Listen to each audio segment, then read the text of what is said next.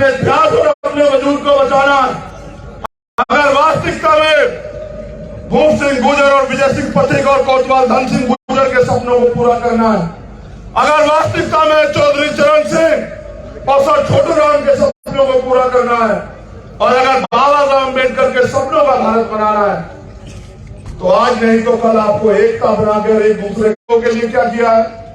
क्या आपने मेरे लोगों को स्पेशल नौकरी दी है, SC ST OBC के लोगों को? क्या आपने उनको पढ़ाई में बहुत अवसर दिए? आपने उनको बड़ी बड़ी जमीनें दी काम करने के लिए? क्या आपने उनको जमीनों बिजनेस करने के लिए लोन दिया? क्या आपके पास कोई ऐसी नीति है कि पढ़ने के लिए विदेश भेजते हो बच्चों को? क्या आपके पास मेरे समाज की तरक्की के लिए कोई नीति है? यहाँ तो ऐसी निगम्मी सरकार है जिस सरकार में हत्या रेप होने के बाद भी न्याय नहीं मिलता। ऐसी निगम्मी सरकार मैंने कहीं नहीं देखी। तो फिर मैं उनसे कहता हूं कि भाई चलो मेरी छोड़ दो। मेरे लोगों को तो आदत है कि वो धीरे धीरे अपने पैरों पे खड़े हो रहे हैं। मेरे लोग तो धीरे धीरे हिम्मत जुटा रहे हैं, नीला झंडा हाथ में उठा रहे हैं, वो तो मेहनत कर रहे हैं, जय भीम का नारा लगा रहे हैं। लेकिन जो मुस्लिम समाज के लोग आपको जी तोड़ के वोट देते हैं, जब आपके प्रदेशों में जहां आपकी सरकारें दंगे होते हैं, तब आप क्या करते हो? अभी यहां 2 बच्चों को यहीं से राजस्थान से पकड़ के लेके गए गोरक्षा के नाम पे, जो फर्जी गुंडे हैं, और वहां हरियाणा में ले जाके उन दोनों बच्चों को इतना पीटा, और पीट के उन दोनों बच्चों को, उनकी माओ पे क्या बीती होगी कि उन दोनों बच्चों को जो है जिंदा जला दिया इन सरकारों के नेतृत्व में। देखो यहाँ ये छोटा भाई और बड़ा भाई यहाँ से पकड़ के ले गए, यहाँ पुलिस के लोग बताओ, अगर कोई गुंडा के किसी गरीब के बच्चे को यहाँ से पकड़ के ले जाता तो आपकी पुलिस क्या तमाशा देख रही थी? बताओ क्यों रोका नहीं गया? क्यों उन दोनों बच्चों की मां को खून का असर होने दिया? आप लोगों ने बताओ। बात करते हो तुम तो उनकी रक्षा नहीं कर पाते जो बनवा मजदूर बनकर तुम्हें वोट देते हैं। मेरे लोग की रक्षा करोगे? नहीं, मेरे लोग अब अपने पैरों पर खड़े होंगे, अब अपने स्वाभिमान सम्मान की लड़ाई लड़ेंगे, अब भाईचारा पैदा करके गांव गांव में जाके जो तुम्हें वोट देके तुम्हारी सरकार बना के तुम्हारे झूठे इरादों में नहीं आएंगे, भाईचारा पैदा करके SC ST OBC में जिस तरह से खेत में काम करते हैं, जिस तरह से क्षेत्र में काम करते हैं, जिस तरह से मेहनत मजदूरी करते हैं, अपनी पार्टी को भी आगे बढ़ाने के लिए काम करेंगे और अपने अधिकारों की सुरक्षा करेंगे।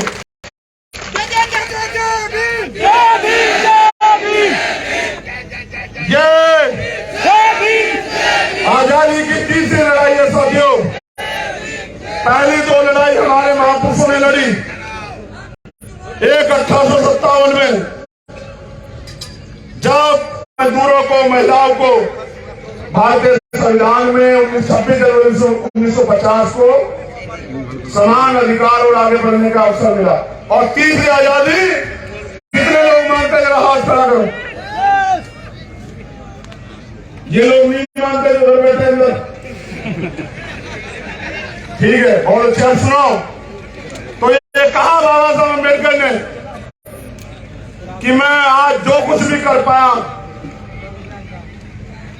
तमाम तरह के अपमान, अन्याय, आरोप और अपने 4 बच्चों की कुर्बानी देके मैं जो भी स्वाभिमान सम्मान के अधिकारों की लड़ाई लड़के जो कुछ भी आपको दे पाया, इस कारवां को जहां तक भी लेके आ पाया, इसके लिए मैंने सारी कीमत चुकाई।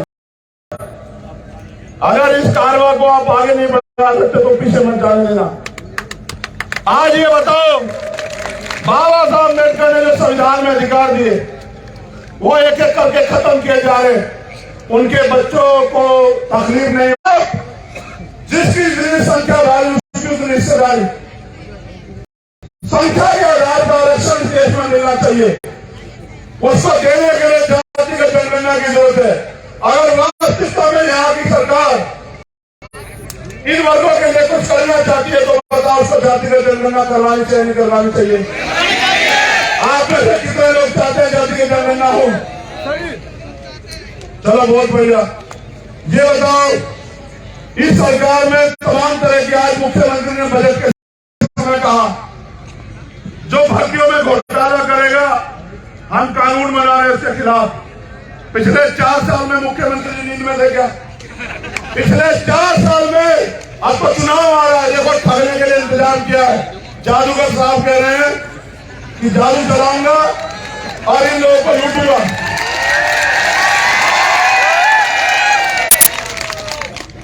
देखो, पहली बात जान लो, मेरी लड़ाई अपने लोगों के लिए। अभी एक मेरी माँ चूमने लगी, मुझे आशीर्वाद देने लगी, कहीं मैंने मेरा शेर आ गया। देखो भैया, शेर वेर का तो नहीं पता, क्योंकि वो तो जानवर होता है। अपने समाज को पैरों पे खड़ा कर पाए, स्वाभिमान सम्मान का जीवन दे पाए, हक अधिकारों के साथ जीना। खून बेच के, पिता खून बेच के पैसे देता। इनका जोर पेपर लीक करने वालों पे नहीं चलता साथियों, इनका जोर आपके भाई को कैद करने में चलता है। इसको एक ताकतवर समझते हैं। और मैं लड़ता क्यों नहीं बताऊं आपको, क्योंकि जिनसे कैद कराते हैं वो मेरे पुलिस के भाई भी मेरे अपने लोग। नेताओं के बच्चे नहीं कर रहे नौकरी एक दो को छोड़ के, मैं उनसे क्या लड़ूं? ये चाहते हैं मैं उनसे लड़ूं। इसलिए मैंने समझा इस लोकतंत्र में संविधान के जरिए कि अगर कहीं सबसे ज्यादा ताकत है तो वो सत्ता में है। अब हमारे लोगों को तय करना है कि वो इन सरकारों से, निकम्मी, गूंगी, बहरी, बेईमान सरकारों से मांगने का काम करें कि अपने पैरों पर खड़ा हो।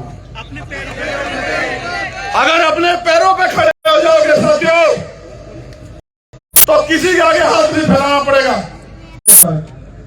जब पेपर एसडीएम बने, तहसीलदार बने, डॉक्टर बने, इंजीनियर बने, जब पेपर लीक होता तो आपका खून भी जो है ना, उसमें भी जो है उबाल आता होगा, आपको भी तकलीफ होती है।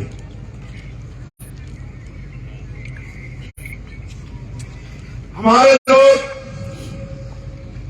70 साल से ज्यादा इंतजार करते रहे कि उनकी बुनियादी समस्याएं खत्म हो,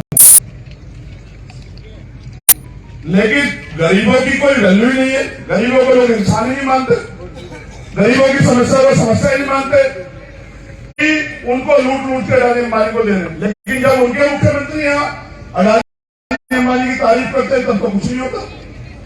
जब वो यहाँ उनको जमीन देते हैं या बिजनेस करने के, फैक्ट्री लगाने के अवसर देते तब तो कुछ नहीं होता। हमें समझना पड़ेगा कि अगर हम जो काम कर रहे हैं, उत्तर प्रदेश में हमने अपने संगठन को मजबूत कर लिया, बड़ी मजबूत कर लिया। जब जो रोटी को है, रोटी आधी रोटी तोड़ के, आधी रोटी खिला के वो साधन जुटा के वहां भी आंदोलन को मजबूत कर लिया। अब बाकी जिम्मेदारी राजस्थान के कंधों पे है।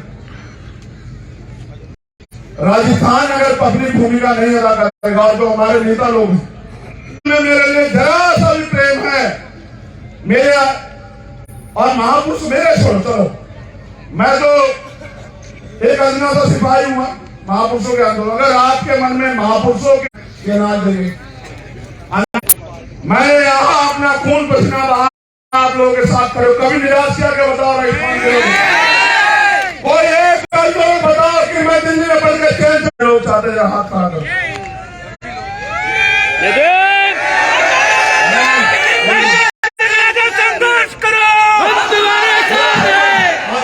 बहुत कांटे पे आगे बात, उनकी आवाज जब निकले तो सरकारों की दरख्तें काटनी चाहिए, सरकारों की जड़ें काटनी चाहिए। ये भेड़ बकरी जैसी आवाज मत सुनाया करो मुझे, ये आवाज नहीं दी मैंने आप लोगों को। अब मैं ये कह रहा हूँ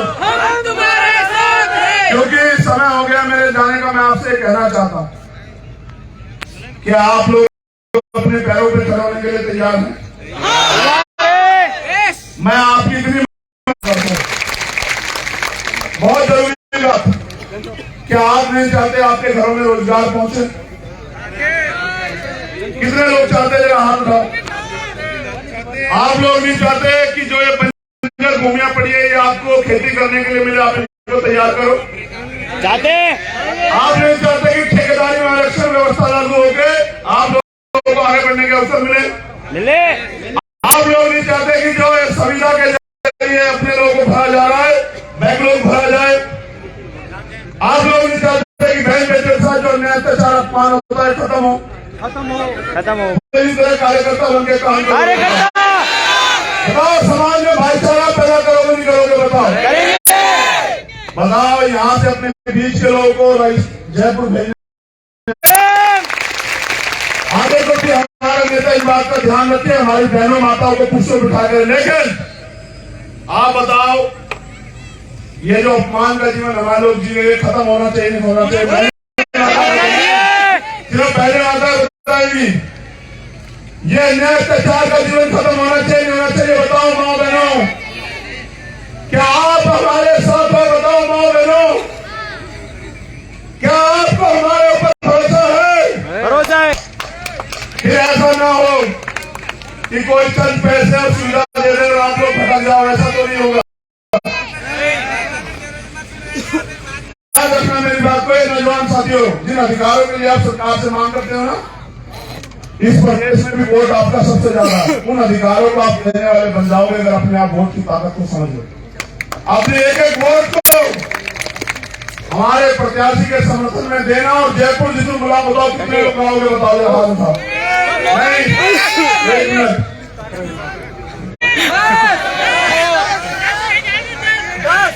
ना पैसा दूंगा ना घोड़ा गाड़ी दूंगा, नहीं चाहिए। आएगा पैसे के पास चलकर कुछ समंदर भी आएगा, प्यासे के पास चल के समंदर भी आएगा।